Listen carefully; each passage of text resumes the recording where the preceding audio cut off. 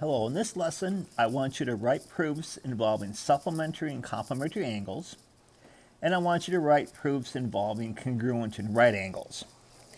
The first thing is when we measure an angle, it must be between 0 and 180 degrees.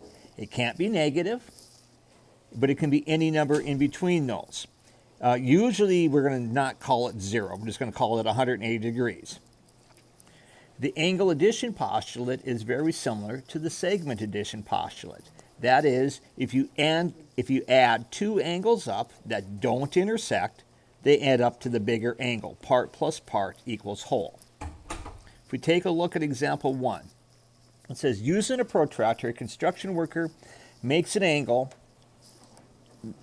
that, let me read that again. Using a protractor, a construction worker measures that the angle a beam makes with the ceiling is 42 degrees.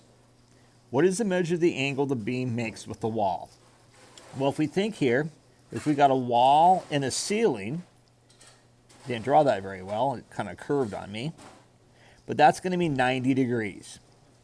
And what happens, you have this beam coming in and it makes 42 degrees.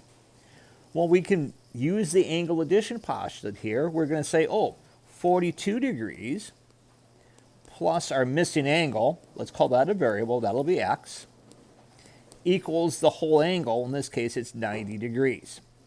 Well, then we just do the algebra. Let's subtract 42 from both sides. And we get x equals 90 minus 48, which would be 42 degrees. There's, I got ahead of myself, didn't I?